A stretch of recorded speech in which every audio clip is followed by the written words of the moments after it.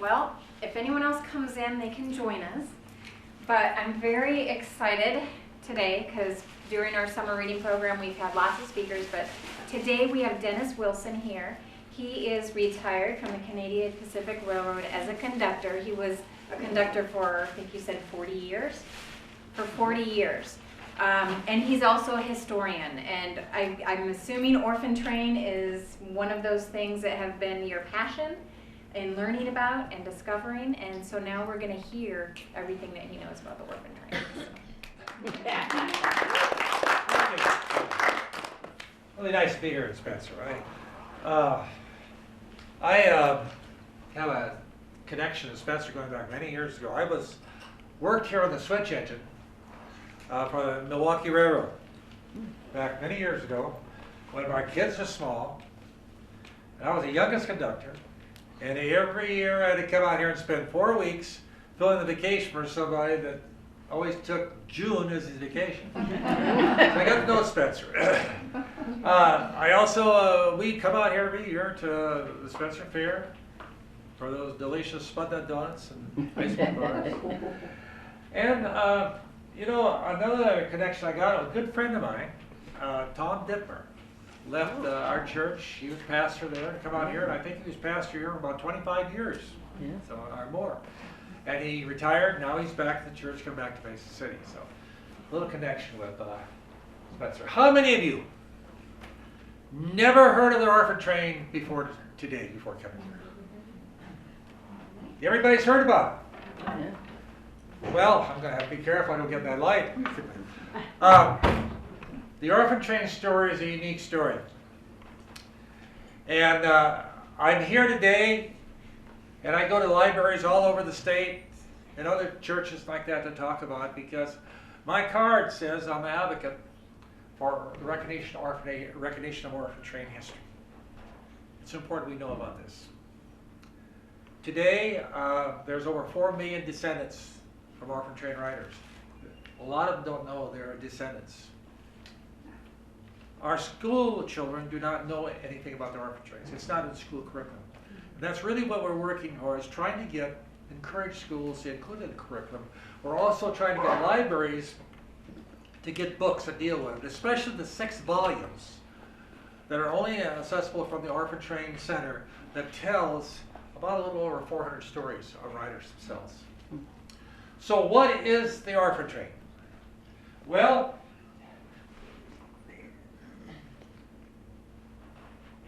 if I get to come up here, well, let's try this. There we go. The Orphan Train operated between 1854 and 1929. And basically what it is, over 300,000 abused, neglected, homeless, orphans, half-orphans, and delinquent children were shipped on the eastern seaboard, primarily New York, to every state and every territory in the Union. There were over 200 agencies. The agencies that primarily we're going to talk about is the Children's Aid Society, the New York Foundling Association, and the Boston Little Wonders. Now, every time I go somewhere, I always have somebody come up to me afterwards and say, I only heard there was 150,000. And then I had somebody say, I hear there's only 40,000. I have a DVD that I show sometimes when I do a 2-hour program. Very good. You probably see it on PBS. Narrator starts out and he says, there's 150,000 children traveling the Orphan Train.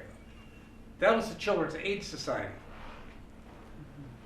And I had a woman approach me here a while back after a program, and she said, you know, I read there was 40,000 only. And it started in 1891. And you said it started in 1854. You're talking about the New York Foundling Association. That started in 1891, and that only was about 40,000. That was the Catholic branch. Here's why there's a lot of confusion. Because of the many different agencies, and people read books, and they see these numbers, and they say, well, how can it be this many people? But you take all of them combined together in 200 agencies. Even agencies operate on Chicago and St. Louis later on. amounted to what they figure roughly, not roughly, pretty accurately, to 300,000 maybe over there. Now, about 10,000 they say come to Iowa. I'm inclined to believe that the number's double. But that's the figure they kind of use, 10,000 in Iowa. Now, originally they were called placing out trains, they were called mercy trains, they were called nursery trains, they were called baby trains, and some other names. It finally, a reporter, after Civil War era, looked at all these trains and said, why don't we just call them orphan trains? And that's what they did. From then on, they were called orphan trains, primarily. So, 300,000, 10,000 Iowa. Who were these people? Well, one was Raymond Lee. Raymond Lee arrived in Decatur County in 1902. That's all he remembers. He spent the rest of his life working as a hired man. When his folks passed away, he had nothing else, nowhere else to go. The people that took him, they never adopted him. He spent the rest of his life working in that area as a hired hand. There was Frank Miller.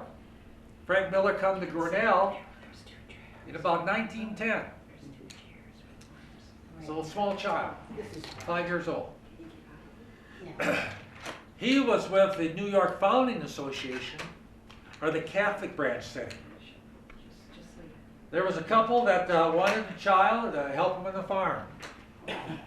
And so he was, they sent a message back with a priest to the orphanage. That's the way they did in the Catholic branch. And they tried to pick out someone, a nice strong young man. They sent him out to Grinnell. Got there, they lined him up at the church. Priest said a few words. And this couple looked him over, said, we'll take him. So they took him out to the farm. And he tells this story, and the story's in one of those books I'm talking about, the 6 volumes. He tells about he got up in the morning. He didn't have a bed. They had a pile of rags out on the porch, and blankets and stuff. He slept on that. He got up in the morning. He had a little oatmeal. He grew up in the orphanage on oatmeal. You know, he's hoping that he'd find a home that they really loved and cared for him. The guy that the husband of the family took him out in the field. And he pointed out to him, he said, these are corn plants, and these are weeds. And if you pull out a corn plant, you're going to get this. He had a stick, and he whacked him across the legs just to show him what it felt like. Well, he started in. And by the way, I don't know whether I mentioned his name or not, but his name was Willie Bright. He started out and pulling weeds, and as you might know, kid had never seen a corn plant or weed before. By that evening, he had whelps all over his back. This guy was really a mean one.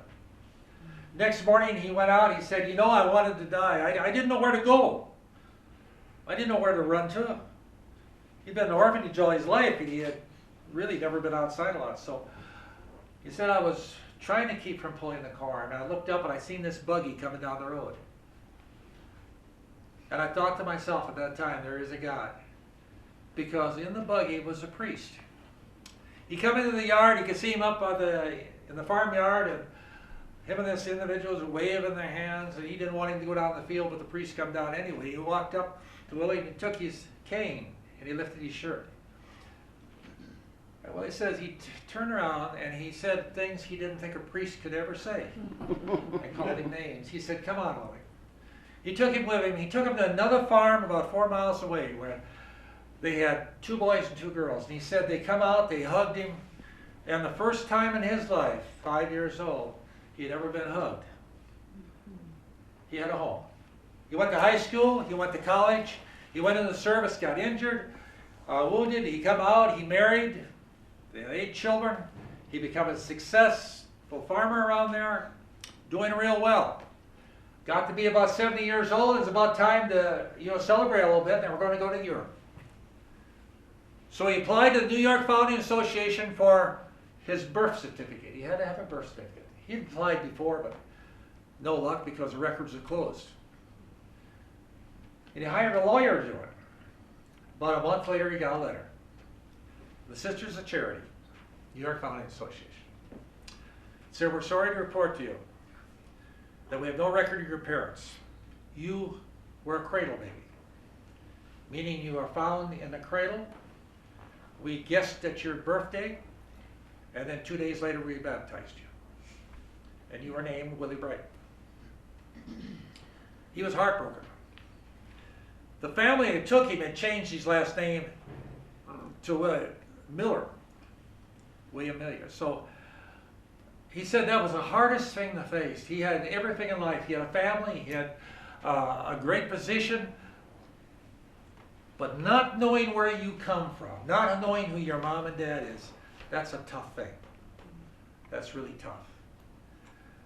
And he spent the rest of his life going around the schools and places doing just what I'm doing. I never had the background that he had, but he wanted to let people know about it. Another one of the 10,000 that come out to Iowa was Helen Hickard. Helen come on a train to Northwood, Iowa on a hot July 23rd, 1913. 16 kids. They got off the train depot in Northwood. 2 of them had already been spoken for to go to Kansas City. By the way, those 2, their stories in one of these books too. The other 2 were twins. They were spoken for to go to Decorah, but that left 12 to give away. Now this is the way the paper. You know, I was just talking to a group this morning before I left Mason City. And they were talking about children and how they were treated back in ages past. People viewed children a lot differently than they do today. This is what the paper said. All 12 of them was lined up at Duval Opera House. And quickly, they were disposed of. You'll see a slide here, followed on in the program when it says, come get it, free kid, Jefferson Iowa. But anyway, couple took her. And they lived about an hour buggy ride west of town. Back then, you know, they do this in cities now. How far is it? Oh, it's 20-minute drive, 30-minute drive, you know. Well, back then, you gauged everything on how long the buggy ride. It was a half-hour buggy ride. How far do you live from town? Oh, about a half-hour buggy ride or something like that. Anyway, it was about an hour buggy ride. They took the little girl home. Helen thought she had a home. She'd been in an orphanage for 6 years. And next morning, they got up and said, we don't want you. Can you imagine the feeling? She thought she had a home. She said later on, she had a good life, but she said she never forgot that rejection from that first couple that took her.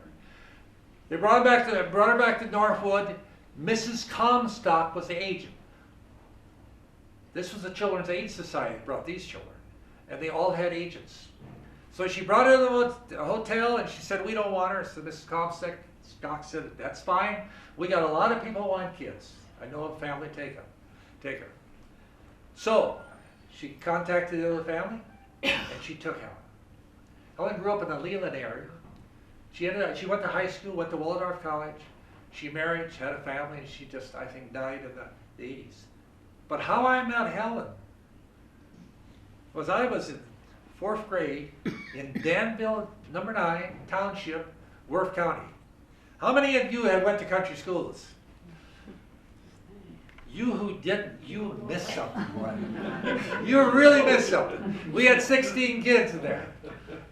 If you were in the 1st grade, by the time you made 8th grade, you knew everything the 8th graders did. But anyway, Mrs. Cleveland said to us one day, you're going to have an orphan train rider come to the school and tell you the story. Were we excited? We'd never seen an orphan before. We couldn't imagine a kid without a mother and father. Now we'd read about it because the literary orphan was very popular. We had Dickens, and there was other stories about it, but a real live orphan. So we were really excited when she came, and she told us the story. She told of living in an orphanage for about 5 years, of eating oatmeal every day, and coming on the train, living on mustard sandwiches. I've never tried mustard sandwiches. I've tried every other kind. But she says that, she remembers that, and she remembers being taken and rejected. But anyway, that's the first time I heard of the orphan train.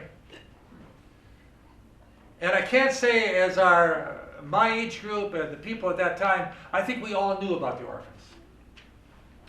There was kind of a shame to be an orphan train rider at some point. I don't think it was in my period, but kids were called to come in the orphan train, orphies. There's a story about a woman on the DVD I got where a woman did not want her little girl to come in the orphan train to sing in the same choir, to associate with the orphans. So anyway, that's how I found out about the orphan train. I went to work on the railroad. Years later, I spent about 40 years, ended up I worked as a conductor of the Milwaukee Railroad, and then went to Canadian Pacific. And I live in Mason City. My wife, she's out reading the book. She's heard this program so many times. And we have 2 children, 2 grandchildren. When I retired, I always have been active with various things, and I was active with the North Iowa Community College lifelong learning program. I don't know whether you have that around here or not, but it's for older adults to continue their learning in life. And they knew I was on the advisory board, and they asked me would I do a program on Iowa railroads. And I know you just had a gentleman here that did a program on Iowa railroad history. Great subject. I'd worked on the railroad. I knew a lot about the economics, our particular railroad, but I didn't know the real history of Iowa railroads. So I started researching it. I spent about a year on this, reading every book I could get on. I found out that the first railroad turned wheels in Iowa. It was Davenport in 1855. They brought the engine across in pieces because there wasn't a bridge and put it together. As I began going through the various towns, what's the history in Sac City, in Sioux City, in Shenandoah, in Mesa City, I always come across a story about children coming by train. And I got fascinated with it. And I remembered back when I was in grade school, and in a little country school, and this woman come and talk. So after I give the program on Iowa Trains, I started researching and doing programs on the Orphan Train. And I did another one at the college on the Orphan Train, and then I just kept studying it. It became fascinating to me. I also was very fortunate to become involved, got in touch with Renee Windiger. She's author of this book, and I'll talk about that a little bit. And she was an Orphan Train writer. Her mother just died last May at 102. There's a book about her life, too. And so she was very helpful to me. She's in New York, lives in New York. She's the head of the Orphan Train Association there. And other people are very helpful because people are willing to share information. And there is a lot of information on this. So we have books written. We have even some movies made. But nothing has raised awareness about the Orphan Train as much as The Orphan Train by Christine Baker Klein. How many of you read it? Good. Everywhere I go, people read it. If you haven't read it, make a point to read it. Nothing has raised awareness about the Orphan Train more than Christine Baker Klein's story. And for those of you who haven't read, it's about a 16-year-old half Indian foster child that gets in a foster home. She's stealing a book out of a library. And before that, she has to do penance by doing a community service. And she happens to end up doing the community service for 90-year-old Vivian, cleaning out her attic. And then the whole story just comes together. It's an outstanding piece of historical fiction. By the way, she is writing another book for a younger audience now. I had a chance to have dinner with her last fall. She come to the community college, North Iowa Community College, and presented a program. And fascinating person to talk to, and how she got involved in this is really an interesting story. But anyway, that's raised awareness of a lot of people about it. And it's great that she wrote this book, and it's got out there where the public's asking, well, did this really happen? Is this a true story? By the way, the book is written surrounding the Children's Aid Society. Vivian come on the Children's Aid Society training program. Okay, why did it happen? a lot of presentations, and I like to think I do a little different presentation, concentrates on the basic story and then individual stories. But why did it happen? And that's a story I think is very important to understand. As we go along with this, history, in my estimation, is very, very important.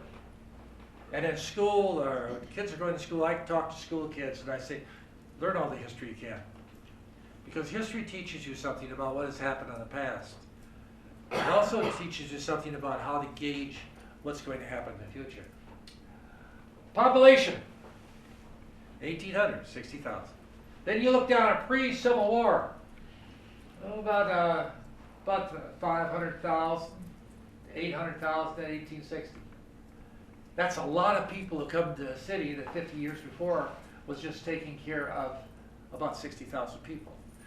The basic reason for the Orphan Train is simply because population explosion. And not just the eastern seaboard cities, it happened in England, it happened in Germany. Anytime you have a sudden population explosion, at that time, you had an excess amount of kids. Because first of all, there was no method of controlling birth. There was methods, but they didn't follow. Alcoholism was a big problem. So in Europe, you had political dissension, you had religious persecution, you had wars, you had famine, you had all kinds of things, plus adventure. I want to find a new life. I want to come to America. I hear all about this wonderful place in America. So you get on a ship, you come over here, and you're along with the thousands coming in. Where do they put you? They didn't have the housing. The tenements was where you ended up with. That's where all the rich people and good people went to work and moved uptown. And so you moved into the tenements, which wasn't too bad for the Dutch. But then the people want to make a little money, started slapping tenements up here and there. I got a picture, and I should include it with the slides, of a typical tenements area down in 5 Points, which I'll mention those later on. It shows a block with tenement houses all the way around, 3, 4, 5 stories high, and then they've got them inside. There's areas where there's only 2 feet between the walls. It was big money makers. They could make money on it. Now, when you look at a typical tenement, New York City at that time, we used New York City because it shipped out the most kids. You go to New York. How many have been to New York? You see the Broadway plays, you see all the interesting things, you go down to Harlem, those are the things you hear about. What you don't hear about is, go down to a tenement. There's a tenement it's a historical site that you can see how these people live. Population growth is tremendous. Now, the streets in America are paved with gold. Well, in New York, they weren't paved with gold, 130,000 horses. They had no sewage, no water, no social system, corruption. In this area, grew too fast. All chamber pots must be emptied between 5 and 7. Now, I think you all know what a chamber pot is. Next time you go, and I'll show you a picture here of Mulberry Street, Sewin, with the awnings. You know these nice awnings? Next time you see a Starbucks awning with that nice big picture on it, think about this. Awnings originated in London. And the reason is because people on the 3rd floor was not going to run downstairs and dump their chamber pot in the privy. They tossed it out the window. Plus they tossed a lot of other things out the window. They were originally a way of protecting themselves. Most immigrants didn't have any skill, they didn't have any education. And alcohol was a big time problem. There's some 30,000 homeless kids were roaming the streets in New York. And many of them, the 60,000 over the age of 10, couldn't read or write.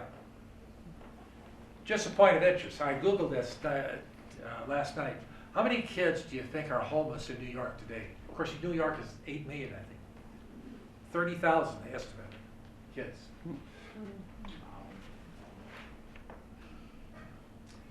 How many of you ever been over Europe?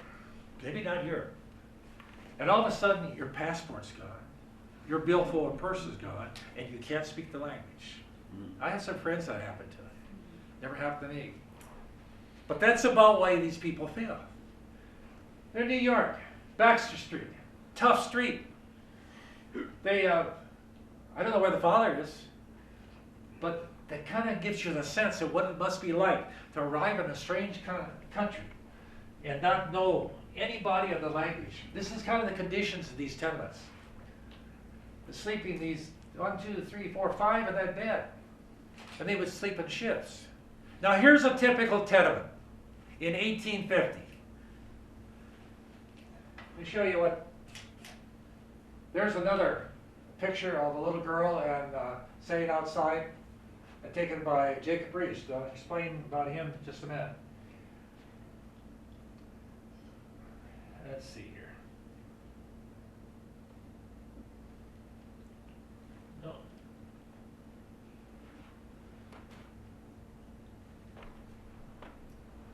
Well, come on.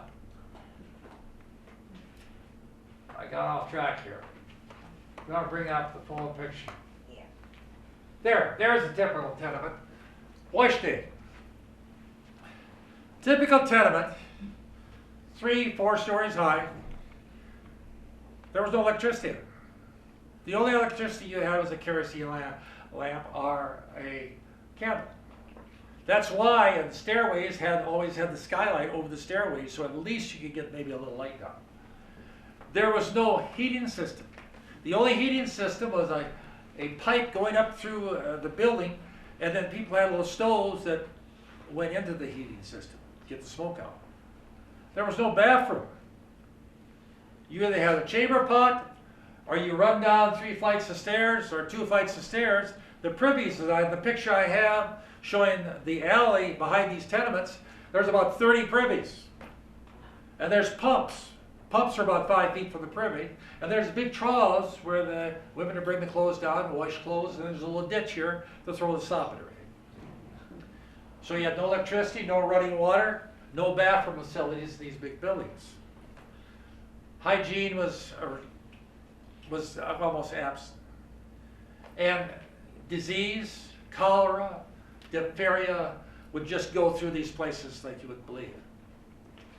That's typically the way they, and dispute the fact of the filth and crowding and everything, many people still manage to survive and try to keep their tenements neat.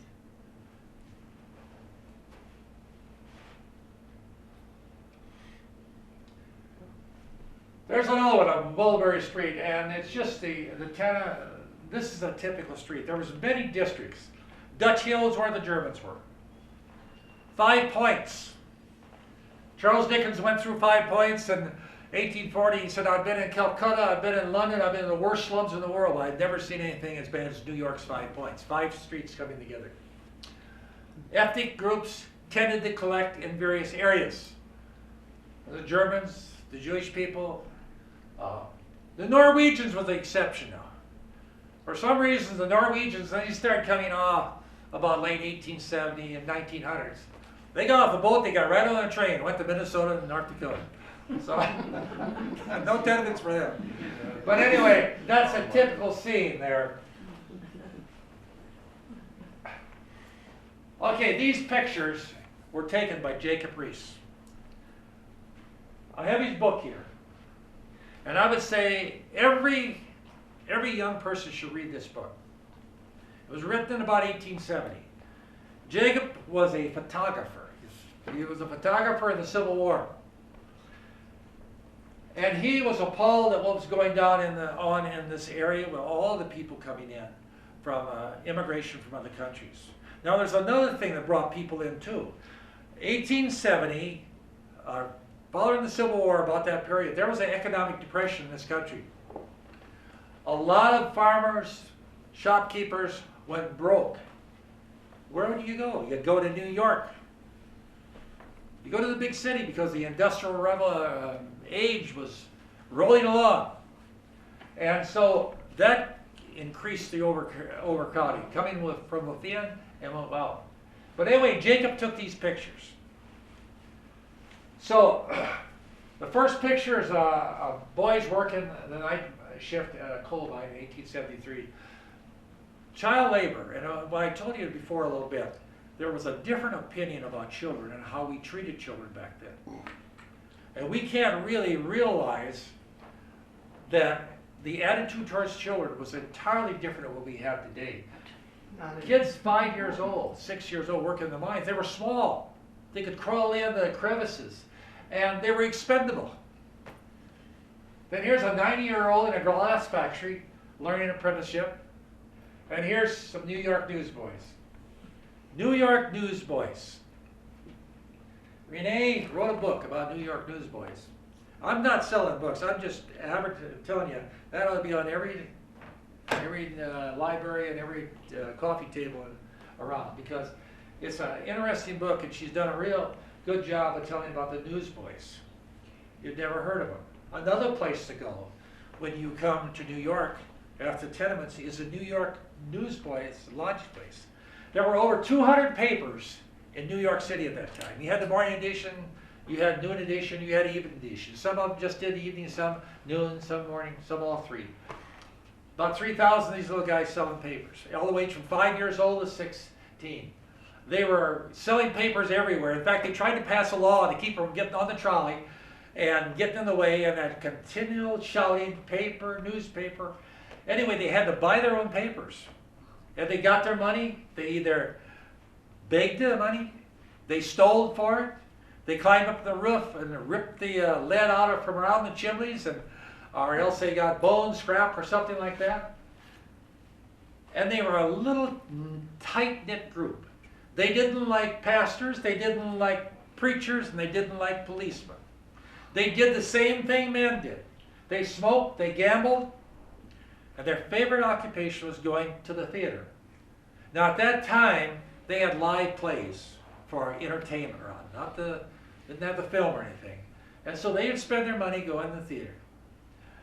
And they stuck together. There's a story about a little newsboy fell underneath a trolley, got killed. Over 400 of these boys went together and pooled their money and bought a coffin and paid for a funeral for him. But they were an independent group, and they didn't go to school. There they are, little group of guys with their newspapers. And they looked out for each other. Now, they would lend money to get started if they liked another little, they call them gutter snipes. However, he better pay back, or he was in big trouble. Child labor. 1870, these kids would work 14, 16 hours a day. The bathroom was a pail, just down the way there. Molly. What do you think Molly was doing when she's 18 on her prom? You think she even went to her prom? What was her life? You could always tell a mill girl she was missing one or two thumbs. It was dangerous. If you didn't, you had to work fast. You had to watch out what were you doing. There's a little guy in a machine shop doing an apprenticeship. We didn't think anything about that back then. We needed kids. We needed people to work. Charles Warren Reese. When I talk to school kids, I tell them, I said, here's a man, no different than a lot of men at that time. He was wealthy, but he made a difference. The point is any one of you kids can make a difference in life. And the people that you made a difference in life go out in society and they make a difference too. He believed in three things that a child needed: a faith in God, an education, and the skills to support himself, his family, that would enrich his community. Charles Reese was a graduate from Yale. He come from a very well-to-do, well-appointed family. They had connections. And they had dreams of him becoming a pastor, because he wanted to be a pastor, getting a church uptown. At that time, a pastor in a church uptown, he was right in with the doctors, lawyers, and he had a pretty good life. But Charles disappointed him. He went on the 5 points, and he wanted to do something with the situation they had in New York. He tried with adults. It was hopeless. These people are already alcoholics, they're already set in their ways, so then he focused on the children. He started schools because these kids didn't go to school. They were either out working, selling papers, they were out robbing, cheating, prostituting, whatever they could to raise money. But he come to the idea if he could start a school in the evening, night schools, in the worst of the districts, maybe some of them come and get a little bit of education, because there was no schools in there for them and nothing to force them to go to school. So Charles actually started over 120 schools. His primary focus was you had to have a skill and get out of the city. Get out of this area. Get out in the bright sunshine and the places where you can grow and nurture. So he started night school, the reading rooms, industrial schools. He got the Cripple Boys brush shop, and the New York Newsboys Lodging. For 6 cents, a newspaper boy could come, he could get a bed and some food. Now he had a hard time getting them to come in there because they didn't trust him. One thing they did not need any preaching. But gradually, a bath, some food, well, that wasn't too bad for 6 cents. But then on Sundays, he had a little Sunday school class. And then in the evenings, he had a class where they come read and write. And he told them, said, you learn how to read and write, you can add up your gambling score. If you're playing craps, you know that somebody is going to teach you. You can't do that if you can't add and subtract. And they said, that's reasonable. I can become a better dice player. So he used any way he could to get him in the school. Another thing, for that time, he started an industrial school for colored children. What a story of that school. I don't have time to tell it. But he started trying to serve all children.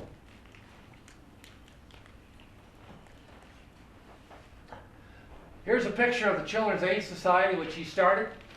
It still is today. You can Google it. You can go to New York. That's another one put on your list. Go to New York and see that place. It's a huge place. New York Founding Association is the same way. There's some street gangs in Dutch Hill. And then there's a little shoe shine boy. A lot of kids made money shining shoes. Now, these pictures were all taken by Jacob Reese. Reese got in touch with Reese, and he said, if nobody takes pictures of this, there'll come a day when people say it never happened. And it's true, because there are people, if you Google the Orphan Train, you'll find all kinds of things. There are people say this never happened. It's a story made up. But it did happen. Because there are pictures. He took over 6,000 pictures. There's a room full of New York Times articles on the Orphan Trains and Charles Brace. Eisenhower, when he came into the death camps during World War II, he called for all the photographers in the vicinity that could get to come there and take pictures. Because he says, sure as I'm standing here, 50 years from now, some SOB is going to say this never happened. And you know that's true. There's people that deny the Holocaust. There's two little guys down at 5 Points. Reese and Bryce was down there one day, and they seen them standing there. This picture appeared in 1942 in Life magazine. The caption under it says, "We don't live nowhere." They ask, where do you live? We don't live nowhere. The sad thing about this is that you could be a policeman, social worker in Des Moines, Sioux City, Waterloo, even Spencer, and you could find two kids, 8 and 10-year-olds out in the street that could give you the same answer. There's a story of the Orphan Train comes to Clarion, and this is a picture taken by Reese of little street Arabs. They call them street Arabs, sleeping. You slept wherever you could. The best, the most luxurious place to sleep in the wintertime was a steam grate. You know where the steam exhaust would come out? You had a steam grate. You had something to make a bundle of rags for a pillar, and you had a cardboard box. You were in heaven to sleep all night. They slept on hay barges. Hay barges was a big thing because they had a lot of horses to feed. cold marches. They slept wherever they could. Clara Comstock. I spoke to you about Clara here when I started, when she was in Northwood, was the agent for that train. She spent 22 years of her life traveling as children. So did Mrs. Hill and Mrs. Tice, Mr. Tice. She would escort the children, and then they would, she would see if they were placed right. She'd make sure, try to make sure that whoever got them were good parents, would be good parents. And then she's supposed to come back and check on them. So the children were her life. Now, how did the orphan train work? Well, first of all, I told you why it happened. Charles, it wasn't something new. Charles Brace didn't come up with the idea of the orphan train. Actually, because the orphanage filled up so fast, they didn't have room for the kids. So the idea came from another man from Boston who suggested you start moving these kids out by train. So Brace started. Brace has seen this in action when he graduated from Yale. Him and his friend did what every wealthy young person did when they graduated from college. They went for a walking tour of Europe. And he's seen that over in Germany, over in England, they had done this. You read a lot of his books about in Australia, where the criminals were sent to, in England, where the criminals were sent to Australia. What you don't read about is a lot of orphans were sent to Australia too. They also were sent to Vancouver. Now, 1 in every 10 Canadian is the descendant of a home school. They didn't call them orphan trains. They were sent to a central point, and then they distributed out from that point. So they were called home children. And I have a list of books that tell about that story too. And so he knew about it. He knew Germany did the same thing. So he started the Orphan Train. First the train went to Dubuque, Michigan, and then they started shipping them out. So at first the railroads contributed the cars. Later on, the agency had to pay for the cars. It cost about $8 to send a child to the Midwest, which was a lot of money at that time. But they'd go to work and they'd send out a wire. Let's say they sent a wire to Spencer. We got some children to send out. We're coming this way.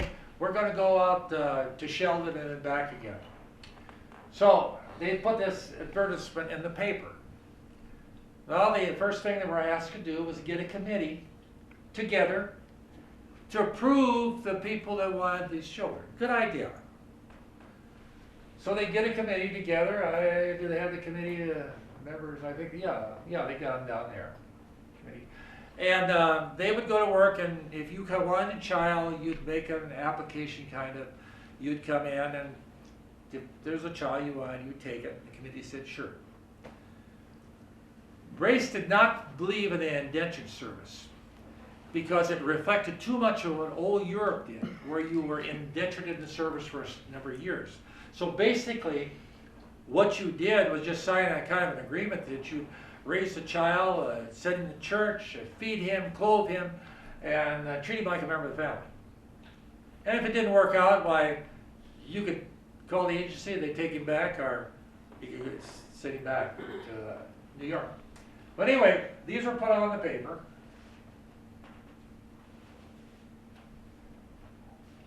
Here's an advertisement. It was in the Jefferson Highway paper in 1911. Who wants a free kid? You imagine the people just jumping on that? But anyway, that's the way it was looked at. Now, was everybody happy with this? No. There was a lot of dissension. There was a lot of people who objected to taking kids off the streets of New York, putting them on a train, and sending them out to the Midwest. These kids were robbing, they were stealing, they were doing all kinds of things. Why would you want them in your neighborhood? Do you think it'd be any different if suddenly the special papers had big headlines? Busload of kids coming out of the ghetto in Chicago. We're going to bring them out, and you can pick out the ones you want. You can imagine the people who put up with an outcry. We don't want those kids around here. Well, it was no different since then. Actually, Kansas, Illinois, and Minnesota passed laws to keep them from being brought in. I tried to pass the law, never got it passed. Minnesota got around it, and so did Kansas. They did what the Canadians did. They just shipped them into the local orphanage and then dispersed them out. But that's a little bit of the attitude. Here's some more pictures taken by Reese. Those are young newspaper boys, most likely. And there's some older boys, newsboys headed towards Louisiana. Now, the problem was most of the kids range from babies up to about 12. Teenagers, 14, 15, 16, were trouble. And you could probably bet all those boys looked like they 15, 16 years old. They had a tendency to run away. And they were hard to manage because when a kid gets to be 15, 16 years old, in the best of homes, he's hard to manage. But can you imagine coming off the streets with no education and coming out here like it posed a problem? Everett Window, wealthy trustee of the Children's Aid Society, his group. Not uncommon for somebody who's pretty wealthy. He said, I'll pay for a trainload of orphans. And then he'd ride out to Oklahoma or Missouri or Iowa and see if they were given, passed away, and felt pretty good about it. And he'd come back on the next cocktail party, he was bragging about how he'd taken a bunch of kids out and paid for it, and somebody might say, you know, that sounds pretty nice, I want to try it. And there's nothing wrong with it. The kids removed, somebody paid for it. The wealthy was very generous in giving their money to help the Children's Aid Society and the New York Founding Society.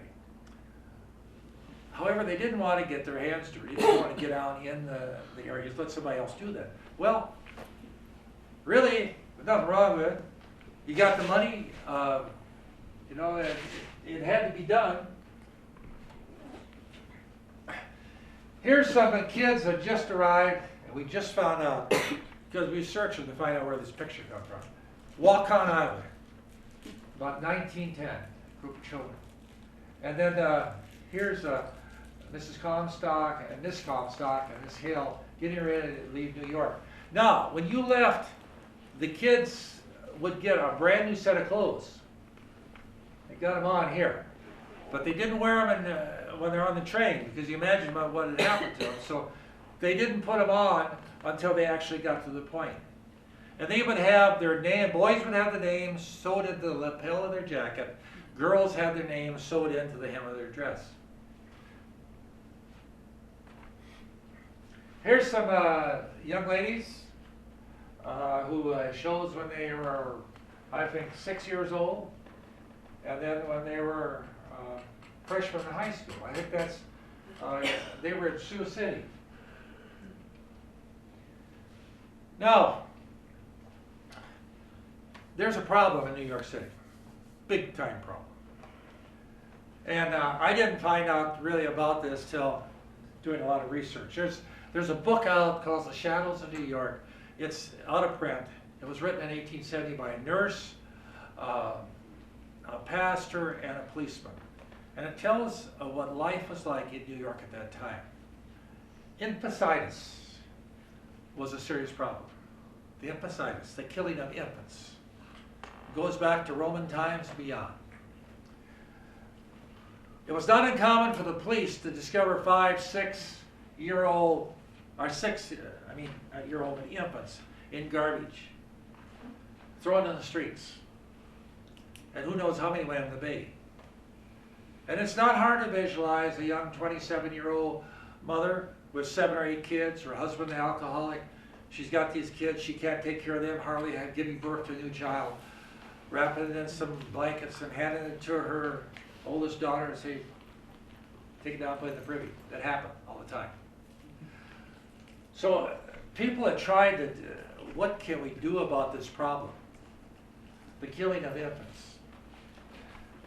So the church was at a loss on this. Grayson tried to do something about it. He did get, but not a lot of babies, into the orphanage to ship out west. There was a girl, she was a debutante, Irene Fitzgibbon. Her family was wealthy. She went to college. Can you imagine going to college in the 1800s for a girl? That was almost unheard of. She got the flu, and she died. Well, they thought she died. She was really in a coma. And she could hear the people around talking about her burial. They were making funeral plans. And that night she had a dream. She dreamt that all these babies that had been cast aside suddenly come up out of the bay, and there they were in the streets. Well, in the morning she woke up, much to the happiness and glee of her family and everybody else. But that happiness didn't last too long, because she announced that she was going to do something about this situation. She's going to become a nun. Now, most people who went into the nunnery were young women of the lower working class. A girl of her stature would never think of going becoming a nun, but she did. She had connections, and no doubt the church noticed that. So they put her in charge of what they called the New York Foundling Association. That's the building, it's still there. You make your trip to New York, include going and see that. The New York Foundling Hospital today, you can Google it and see it. They're still operating. But she established, they give her $5 and 2 helpers in that building, and they established the New York Foundling Association. The first time they set a cradle outside. Now, Gimbel's department store and many other stores had cradles in the stores that mothers could bring in and leave their baby.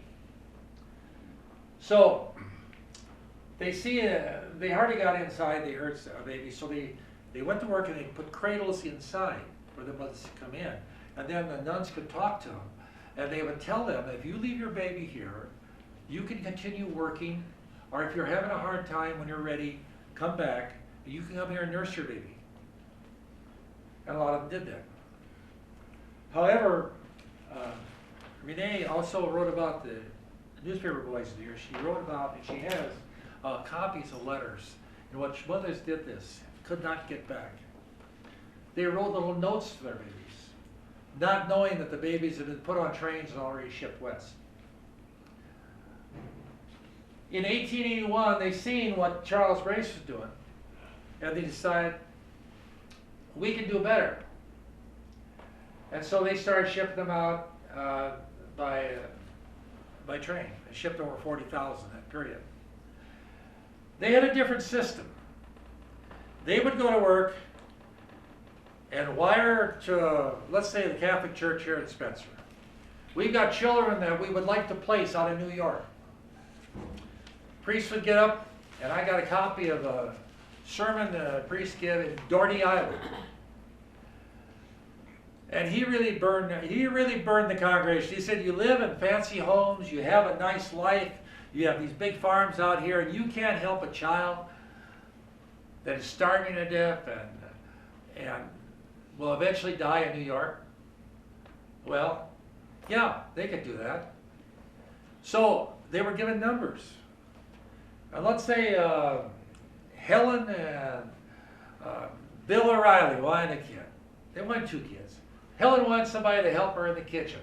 Bill wanted somebody to help in the fields. So they got number 23 and 24. And Helen said, I want a little girl old enough to help in the kitchen. And Bill said, I want a young man that's strong and can do things around the farm I can shape and a good worker. So they telegraph into the orphanage, founding association, and everybody else said what they wanted. 2 weeks later, here comes the train. These kids are on it. They dress them in nice clothes. The nuns are in charge. They dress them in nice clothes and everything. They march them down the street to the Catholic Church. They go in, they line up, and the priest gives a little talk. There's no committee to approve them because the priest knew everybody. And in fact, he would go around the neighborhood and check on them. And of course, you know how word goes around in a church. Everybody knows what everybody else is doing. So he kept track on it, kept tabs on it. So they started giving the kids away. They called, 23, 24. And Helen and Bill come up and they look at her and she said, I don't want her. She's too skinny Besides, she's got red hair. Now, you laugh at that, but everybody knows that redheads are trouble. There are no redheads in here. But back then, they were serious about this. In fact, they were so serious about it that they would dye the girl's hair, boy's hair red, hoping that by the time it wore off, they had bonded with that child. Well, they hadn't dyed her hair. It was red. And so she had to step aside. The farmer, Bill, looked at the guy. He felt his muscles, opened his mouth, checked his teeth, checked him for lice. He said, I'll take him. He'll make a pretty good worker. I'll see that he does his job. What about the little girl? The little girl just happened to be this boy's sister. This didn't happen too often, but it did sometimes. She went on to the next town. And if she could find somebody there, they'd take her. Let's say she went to Hartley. Well, brother here in Spencer, Hartley, they're pretty close together. And in cases, they would even let them see each other. But not always. And hopefully that little girl would be taken, not Hartley or somewhere along the line, and would be sent back. But that's kind of the way this worked. Worked a little bit better than the Children's Aid Society.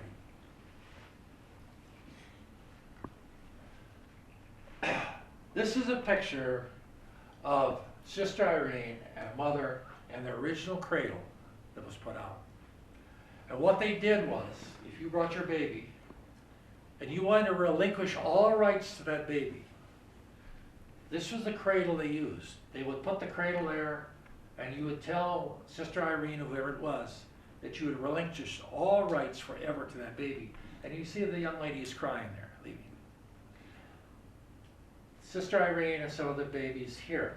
I have a picture, and I should include that in my slides, of 5 women back in 1955 standing by a cradle in New York. That same cradle is there. You can see it if you go to the museum or to wherever they have their artifacts. And all of them are in their 70s, 80s probably. But they were all cradle babies. None of them would ever know who their mother or father was. So, but the cradle of a surrender, I think that's what they call that. You know, it's now 2 o'clock, and I have a habit of giving people 5-minute breaks at this time. Because I got in big time trouble once when I did a 2-hour program. And they, you know, some people have to go to the bathroom. What do you think? So, when I take a little break or get a drink of water or something like that, it's just about 5 minutes. We'll go back and finish up. I'm talking about visiting in New York. This is a picture of the founding hospital back in the 1900s. This is Sister Irene and the founding area. That building has expanded, and like I say, you can Google it and read a lot about it at that time. Here's Zach and Bill, New York, and that's them in Sioux City. I just included this a little bit to give you a feeling of, these are kids, actual kids that come on the train, Clarisburg, and then there's some children getting ready to leave on a baby train. They called any, you know, if they were younger than 3 or something like that, they'd call them a baby train. Of course, they had the nuns on there that would take care of them. Now, I mentioned before, there's different views of this. And you can Google, I know how people are, that anytime you don't know about anything, you get out your smartphone or you go to your computer and you look up the answer to the question. You're going to get so much stuff on the internet that it's just unbelievable. I have 2 grandsons in college, one at Cornell, one at Luther. And they said point blank how their professors told them, said, be careful what you cite, because most of the internet stuff we will not accept. It's either got to be a book out of the library cited or like that. And I agree with that. But anyway, the Orphan Train was one of the greatest and worst mistakes ever made. A tragic mistake, they say. And even today, you'll run the people who are sociologists who do know about the Orphan Train. Oh, no, it should have never happened. They say children are kidnapped from their parents. Were they? Yes, in some cases.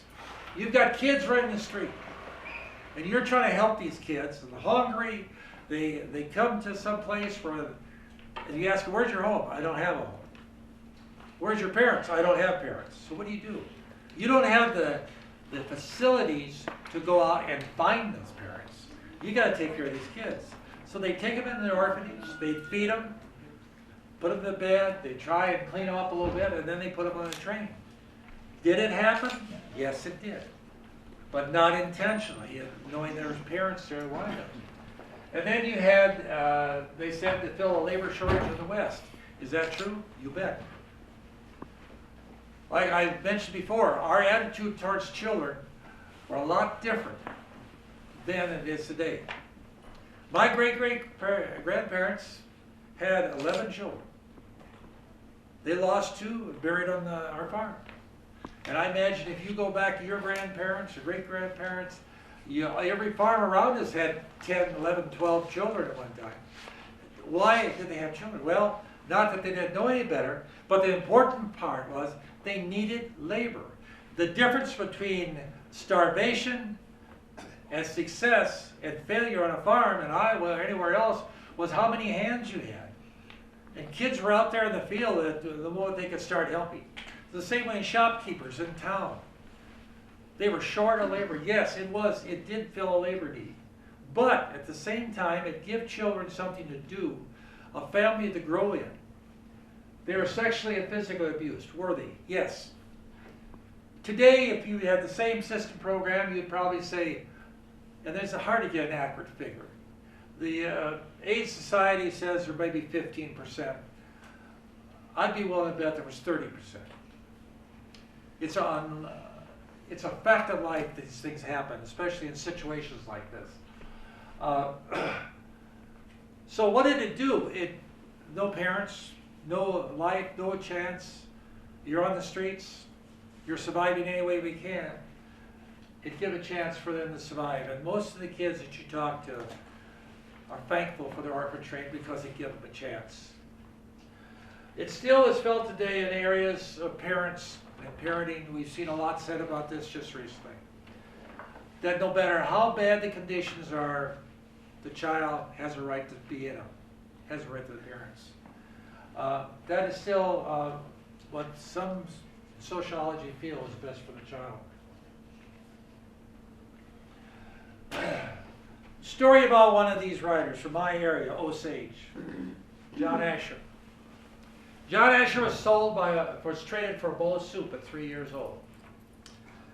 His mother died shortly after he was born. His father remarried up in Italy, and the stepmother didn't want him.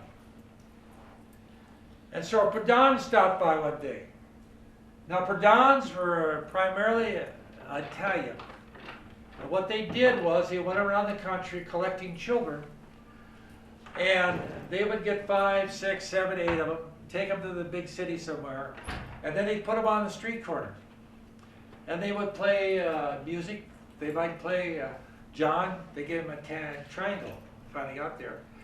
Violin. They didn't have to play. If you're staying on a snowy street corner and you're trying to play something, you feel sorry and you throw some money in. If the kids didn't get any money, they wouldn't get anything to eat that night. Well, anyway, John was strapped on a donkey and he was taken down out of the mountains. His mother said, if you take this kid, I'll give you a bowl of soup. I want to get rid of him. Pradhan said, sure. Pradhan, you ever see The Godfather? Don, the chief head, that's right. This was a common thing and was actually in the 1900s before the government was able to put a stop to it. But anyway, he got connected with Pradhan in Paris. He ended up in Paris. And he was put on the street playing his triangle. So eventually, the guy that had him, Pradhan, thought the pickings might be a little bit better in New York, so he was shipped to New York, along with these other kids. I think there were 6 altogether. Now, I get this story from his actual interview in the newspaper before he died. And he said they did have some trouble getting in. Now, whether they suspected something, immigration authorities knew it, they knew what was going on. And he alluded to the fact that maybe a little money changed hands. Anyway, they got in. And John was out in the street playing his triangle. He got tired. He went in a tavern. He laid down on a bench, get some rest. Tavern keeper felt sorry for him. He covered him up. In the morning, he called the Children's Aid Society, and they come and picked him up. He ended up in the orphanage for a little while. He was put on a train. He was shipped to Riceville Island. Him and 6 others were lined up on the Opera House stage, and family took him. And the Baldoons were their name. I don't know how many of you are in the choir or know the name Winston Noble, but he was a well-known choir director at Luther College. And if you ever go to Decorah and take number 9, you'll see there's a farm there that has the Noble residence. That was his folks' place. Anyway, the mother was a Noble, so that may account for what happened next. He became very musical. And in growing up, over his lifetime, he started over 19 bands. Of the old-time band, you know, every community had a band show. And that was the Saturday night entertainment. He started 19 in southern Minnesota and Iowa. He traveled to Iowa with a band. He was one of the first of the old-time bandmasters. He's well known by a bandmaster in our city that he was alive and teaching when I was there, Carl Stewart. But that's a picture of him in his band uniform. He had about 5 children, I think. I corresponded with getting a lot of information, and I got a lot of slides on this, of him about 3 years ago, my great-granddaughter. And he passed away, and quite a story about it. But that's an Orphan Train rider, and how ironic. Trading for bullet soup, he ends up in Riceville Island.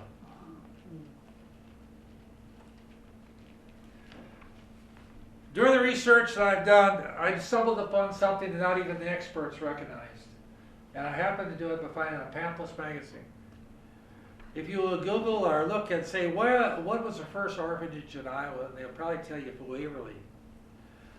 First orphanage in Iowa was in 1854, Iowa City. And there's quite a, Mr. Collins decided in that year to ship a trainload of kids to Iowa City and establish an orphanage, a orphan home industry. Now, he did it the same year, same time, that Charles Brace shipped his first train of orphan train children to Michigan. But the reason that Brace was so successful was he didn't concentrate them all in one area. Can you imagine taking a bunch of kids off the streets, put them all together in one area? You got trouble. And this Collins had trouble, big time. In fact, the supervisors met and said, "You're going to have to close the school. We can't put up with what's going on here." So they did. They parceled the kids out, the individuals. Collins went back to New York. He died penniless. He was being sued. And he was in this hotel. It was a hot summer night. He had his hands on the windowsill, and the window fell in his hands. 2 weeks later, he's dead of blood poisoning. Nobody really knew about this story until I contacted Renee Rindiger, who wrote this book. She didn't know about it, and they researched New York Times. They found the whole story. There's quite a story to it, but it's just a story of attempt to try to give children homes. The Great Abduction, written by Linda Gordon. She's a professor at Madison University. If you were to read the history of the Orphan Train that some people have written, they would say that the Children's Aid Society never sent a child to Arizona. Well, the Children's Aid Society may not have, and no other society did, but the New York Foundling Society did. So that's how you're differentiating. You say, no, Orphan Train never went to Arizona. Yes, it did. About 1903, I think, something like that. There are 2 camps in this town. This story, it's a thick book. One of the things about this book, it tells you a picture. You know, we read a lot about the South, the prejudice against the black person. This book paints a real picture about the prejudice on the Mexicans and Texans and others. And there's two towns, make a long story short, there's two towns, a mining camp. And Malik, I think are the names of them. Mexicans are in one town, they work down the copper mine. The whites are in one town, they do the work up above, they're the managers like that. Well, they get a new priest, and of course all the Catholics are Mexicans. New priest from France. He don't know the ways of people in Arizona. So he hears about this following association that are giving away kids, and he says to his congregation, how many of you would like to have a baby, a little kid? And they all, yeah, we'd like to do that. So New York ships out about 20 of them. They come out there and come in, and of course when the train comes to town, everybody comes down the station. So all of the women who are in town, the men who are at the mines, come down, they see these little children in these brand new clothes. And they go down and they're being given to these Mexican women. And they're enraged. The sheriff is out of town. Well, when the men come home that evening, they've been at the door. So you got to do something about this. So what they did, they went out and got all these children back. We have a rare photo here.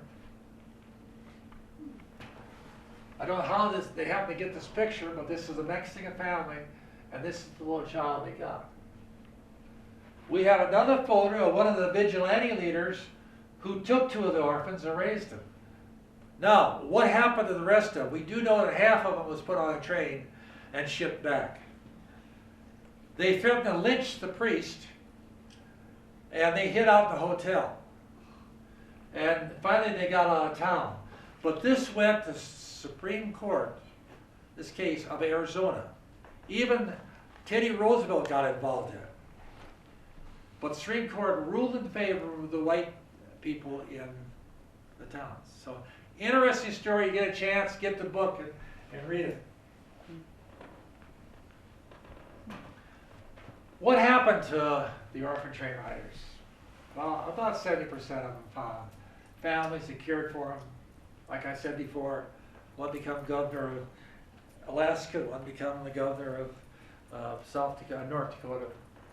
They did pretty well. If you read the stories, and these 6 volumes of Orphan Train stories really tell you about what they went through and how they did a great job, and how the people who took them in loved them and cared for them, and they found a place in the community. They found a prejudice, like I said, kids, people tried to, didn't believe they were equal, they had bad blood is what they, you get somebody out of New York like that, they got bad blood. So they went through that. So what does the Orphan Train say to us today? Good piece of history. It tells us a little bit about how children are treated. And I come here, and I go to other places, to bring you that story. I try to bring as factual as I can, so that you understand why it happened and how it happened.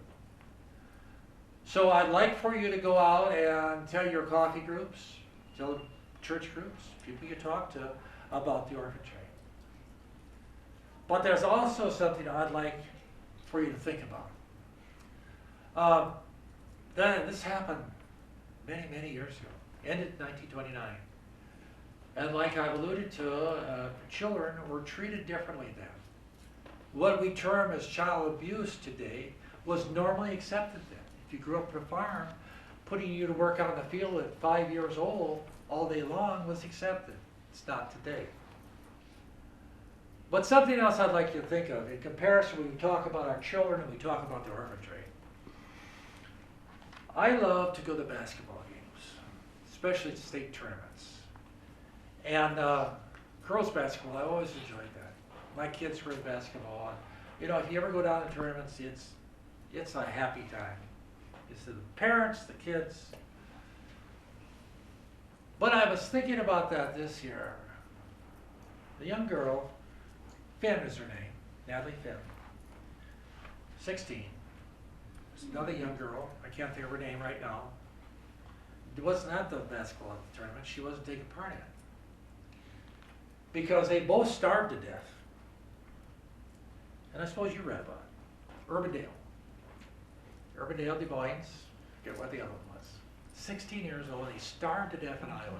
Can you imagine that?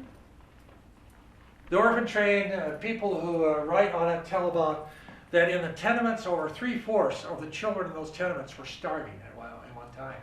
There wasn't enough food. So what I'm saying is, when you talk about this, mention this. I don't have an answer to it. But I do know that we need to talk about it. We need to talk about our legislative representatives. We need to talk about each other. We need to talk about our business leaders, our pastors. So what can we do about this? Human trafficking.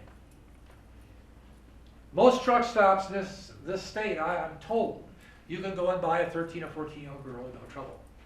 Truck drivers have even got to that point where there's an association that's trying to put a stop to this. Now, why do I bring this up? Like I said before, it relates to how we treated our children back then. It relates to what the children are trying to escape from back then. And the point is that we haven't come that far away from what we were experiencing 100 years ago. And we need to think about it. I don't have the answer. But what I'm saying is we need to think about it. Thanks so much for your time. If you got any questions, I'll be glad to answer them. I sure appreciate being able to spend an hour and a half with you. Spencer.